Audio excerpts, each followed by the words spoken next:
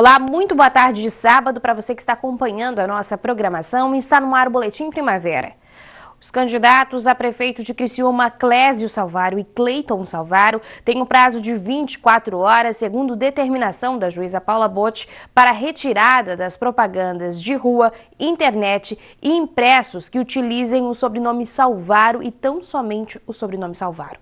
A juíza da zona eleitoral já havia determinado a utilização dos nomes Cleiton Salvaro, do PSB, e Clésio Salvaro, do PSDB. Caso a decisão não seja cumprida, a multa é de R$ 5.000 por hora de veiculação.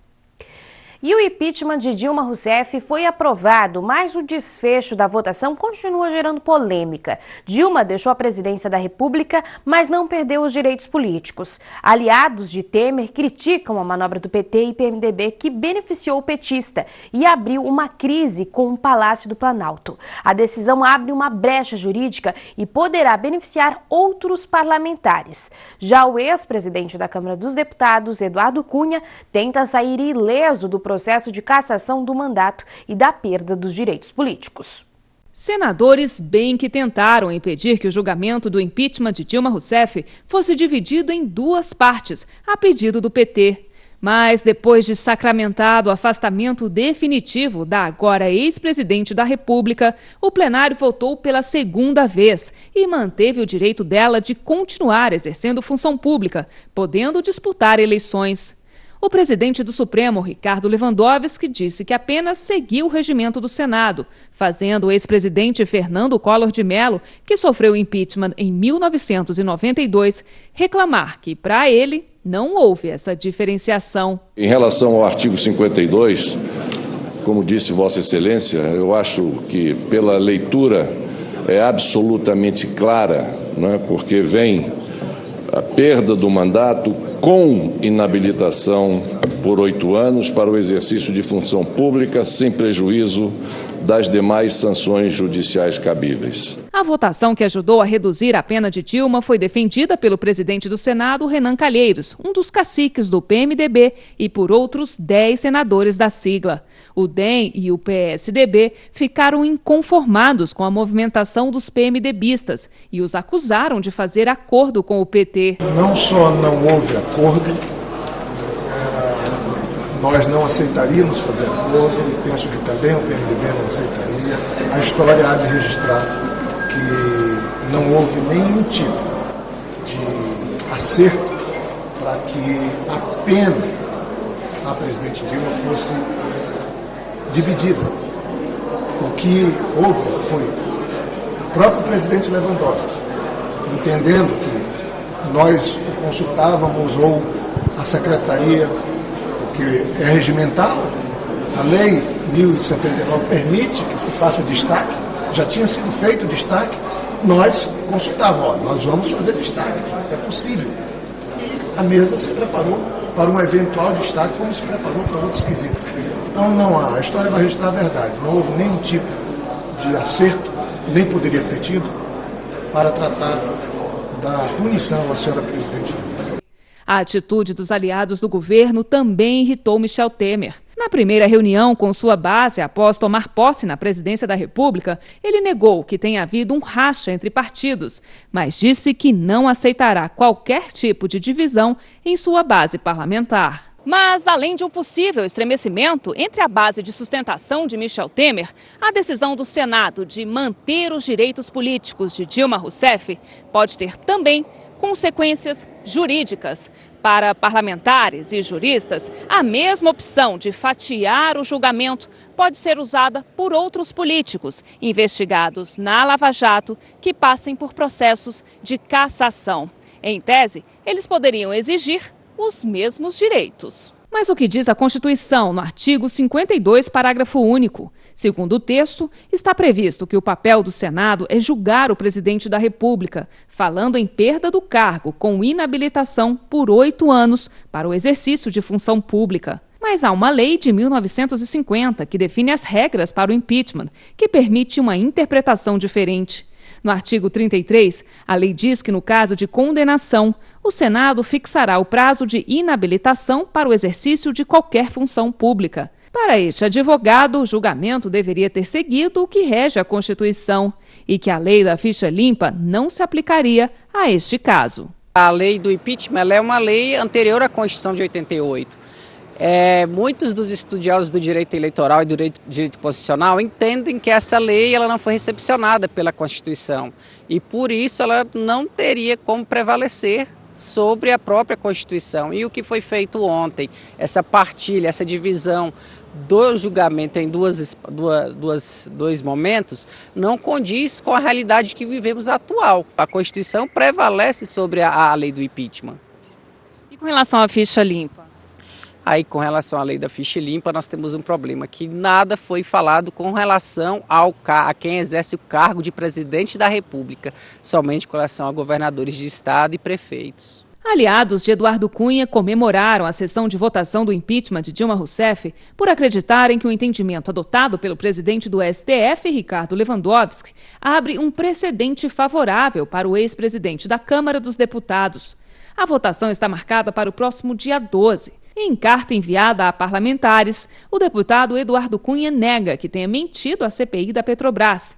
Ele admite que errou e exprime a preocupação de que o processo contra ele pode destruir a sua vida e de sua família. Já o atual presidente da Câmara, Rodrigo Maia do DEM, afirmou que a decisão de separar as penas contra Dilma Rousseff pode gerar a possibilidade de beneficiar Cunha, que pode perder seu cargo, mas sem perder seus direitos políticos, podendo disputar outra eleição. A decisão do ministro Lewandowski abriu um precedente para que se vote uma proposição. O que significa isso?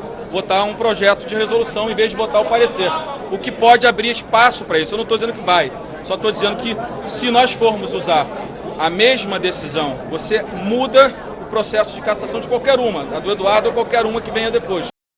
E após um desacordo entre os bancos e bancários, categoria decide pela greve que deve iniciar nesta próxima quinta-feira na região de Criciúma. A categoria definiu por paralisar as atividades a partir da semana que vem, já que não concordaram com a proposta apresentada pelos banqueiros. A expectativa deste ano já era por uma negociação mais complicada. Era uma decisão esperada, visto que a proposta dos bancos é uma proposta muito ruim, ela rebaixa o salário da categoria bancária, rebaixa o poder de compra do salário, porque não repõe nem sequer a inflação. E os bancos, como vem nos últimos anos, numa postura intransigente, e a categoria também vai demonstrar sua força nessa greve, embora a categoria não faz greve pela greve, não é que se gosta de fazer greve, até porque a greve é um momento de conflito, um momento de estresse e tal, mas não existe outra saída se ela quiser manter o poder de compra do seu salário, se ela quiser manter os direitos que tem, a não ser o de fazer uma forte greve a partir do dia 8 aqui na região de Criciúma. As reivindicações da categoria vão além do reajuste salarial. Existem algumas cláusulas sociais que pretendem ser almejadas pela categoria. Nós temos 3 principais reivindicações. A primeira delas é a questão do reajuste salarial, que nós pedimos 5% acima da inflação, que daria 14,4% de reajuste. A segunda delas é o fim das metas abusivas, na medida em que os bancários estão entre as categorias que mais adoecem no país por problemas relacionados à saúde, a estresse, depressão, a transtorno mental, né, por conta da política de metas dos bancos, que tem uma política progressiva de metas e que não deixa espaço para o bancário respirar, ou respirar no sentido figurado, né? Ela vai progredindo, ele cumpre 100% das metas, no outro mês é 130, no outro é 150, então há uma progressão que é absurda isso tem adoecido a categoria. E o terceiro ponto é mais contratação de funcionários. As agências estão com um quadro muito enxuto, está sobrando trabalho e está faltando gente. A base sindical de Criciúma cobre 10 municípios da região, onde compreende 60 agências e departamentos e conta com 800 trabalhadores. E as negociações com os bancos não vêm avançando em todo o país. É uma conversa difícil. Esse ano é uma conversa muito truncada. A greve da categoria está antecipada, normalmente ia acontecer em outubro, mas como os bancos têm enrolado muito na negociação, o comando decidiu fazer poucas negociações, propor poucas negociações, e se não desse uma proposta satisfatória que a categoria fosse logo à greve. Então, a expectativa é de uma greve longa. Uma greve tem que ser uma greve forte para ser curta.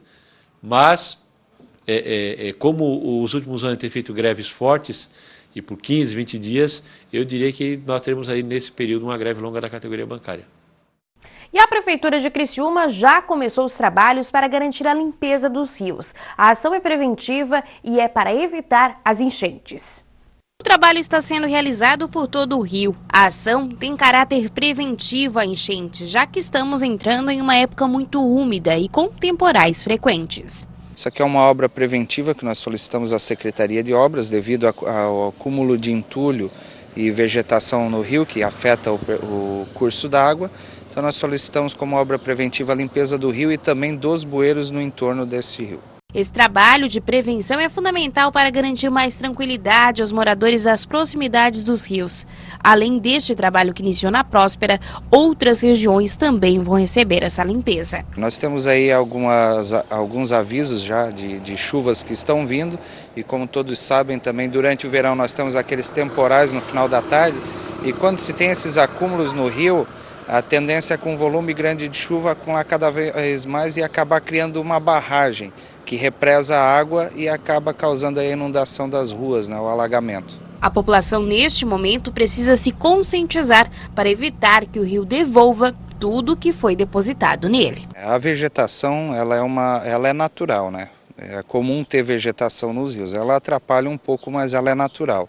Agora o problema maior aqui é o acúmulo de entulhos, né? Foi encontrado móveis, tem outros rios que já estão previstos para serem limpados também, que tem até armário dentro dos rios. Então a população tem que ter consciência disso, porque geralmente quem joga numa região dessa aqui que tem bastante casa é os próprios moradores do entorno. Então eles têm que se preocupar com os seus bens dentro de casa, porque um alagamento vai acabar afetando eles próprios. Então essa aqui é um dos primeiros que vai ser limpado nesse segundo semestre do ano. Depois vamos ter o Vera Cruz também, Jardim das Paineiras, que ainda vai ser feito esse ano. E temos a obra na região da Quarta Linha, que já foi começada há algum tempo. E desde que se começou já resolveu o problema da Quarta Linha e isso que nem acabou ainda. A hora que acabar vai ter 0% de chance de alagamento na região.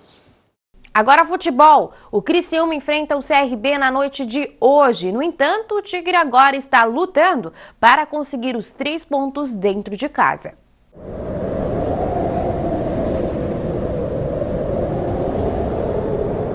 O vento sopra para o lado contrário. Essa é a sensação do torcedor do Criciúma, que via o Carvoeiro patrolar adversários em casa e apanhar fora. Nas últimas rodadas vem acontecendo o oposto. Derrota no Majestoso e bons resultados longe dos domínios tricolor. E parece que essa situação não incomoda só os fãs do Criciúma, não.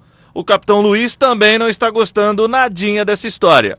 Incomoda um pouquinho, né? Porque era o inverso, né? Em casa a gente fazia bons jogos e vencia bem, né? Depois, fora de casa, a gente estava tendo dificuldade. Creio que fora está jogando melhor. Lógico, quando você joga em casa, você se expõe um pouco mais e acaba sofrendo um pouco mais. Creio que no jogo de Joinville nós tomamos um gol muito cedo. Depois o adversário se fechou totalmente, então ficou difícil.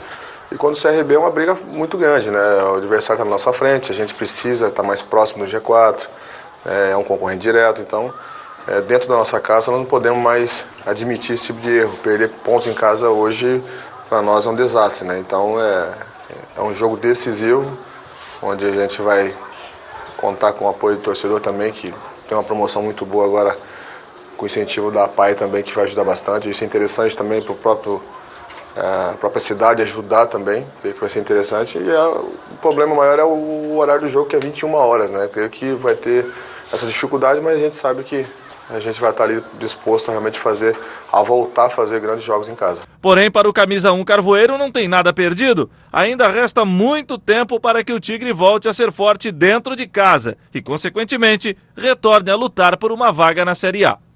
Olha, tem muita coisa pela frente ainda, né? Acho que jogo a jogo a gente tem que começar a pensar nisso. Primeiro, a próxima partida, né? De repente você começa a vencer, encostar e aparecer a chance realmente de entrar no G4, aí sim as coisas mudam. Não adianta você querer vencer 3 partidas sem ganhar a primeira, né? Então agora jogo a jogo. Tivemos um jogo muito importante contra o Goiás, nós deixamos escapar uma vitória muito importante lá. Lamentamos bastante isso, né? Então agora, quanto mais somar pontos, principalmente em casa e fora você buscar, faltando 10 rodadas você chega próximo dia 4 e as coisas começam a melhorar.